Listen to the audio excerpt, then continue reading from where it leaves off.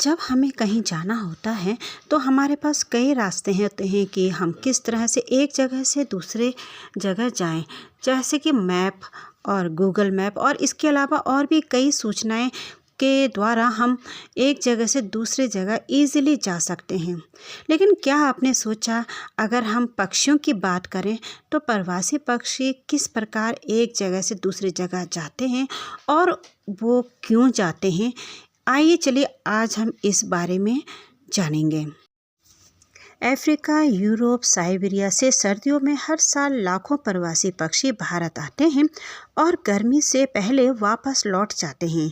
मीलों दूर आकर कुछ माह बिताने के बाद ये पक्षी अपने ठिकाने पर वापस पहुंच जाते हैं, जबकि उनके पास हवाई जहाज की तरह कोई नेविगेशन सिस्टम नहीं होता। फिर भी भटकते नहीं हैं।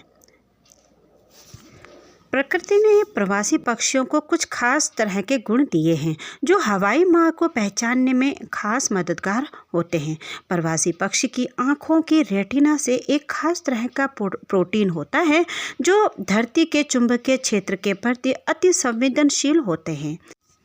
इसे क्रिस्टोकम्स कहते हैं। इस प्रोटीन से पक्षी चुंबकीय क्षेत्र का पता लगाते हैं और लाखों मील चलने के बाद भी रास्तों को नहीं भूलते हैं। इनकी रेटिना चुंबकीय सेंसर की तरह काम करती है। रात के समय प्रवासी पक्षी आकाशीय नेविगेशन यानी सूर्य और चार तारों की स्थिति के अनुसार उड़ान भरते हैं।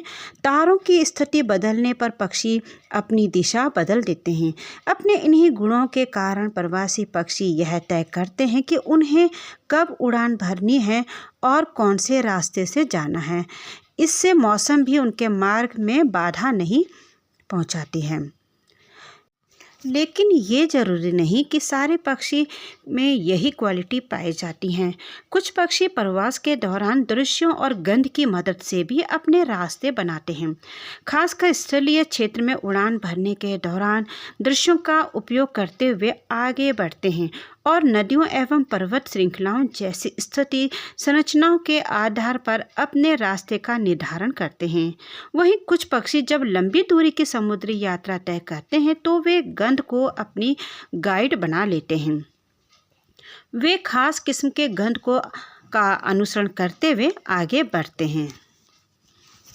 कभी कभी हमारे मन में यह प्रश्न भी उठता है कि इन प्रवासी पक्षियों को एक जगह से दूसरी जगह क्यों जाना पड़ता है। प्रवासी पक्षियों की शारीरिक बनावट ऐसी होती है कि उनके जीवन में रहने और प्रजनन के लिए एक खास वातावरण की आवश्यकता होती है। ऋतु परिवर्तन के चलते जब एक गोलार्ध में तापमान बदलता है तो वे दूसरे गोलार्ध की रुख करते हैं। इस तरह पक्षी अपने को मौसम की मार से बचाने और भोजन की तलाश के लिए इतनी लंबी यात्रा करते हैं।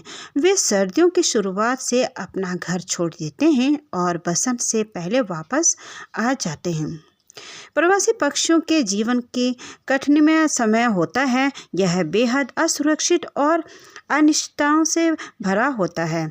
बड़ी संख्या में पक्षी अपने घर तक वापस नहीं पहुंच पाते हैं। इसमें अत्यधिक ऊर्जा खर्च होती है। शरीर में ऊर्जा बनाए रखने और आराम के लिए सुरक्षित स्थान होना चाहिए। पक्षियों को पूरी यात्रा में मौसम की चुनौतियों से भी जूझना पड़ता है। इसके लिए विमान और मानव निर्मित टावर आदि के खतरे अलग होते हैं। तो ये थी कुछ बातें जो हमने आज प्रवासी पक्षियों के बारे में जाना। आपका इनके बारे में क्या मानना है मेरे कमेंट सेक्शन में ज़रूर बताइएगा। और अगर आपको यह वीडियो पसंद आए तो लाइक, शेयर एंड सब्सक्राइब करना ना भूलिएगा। Thank you so much.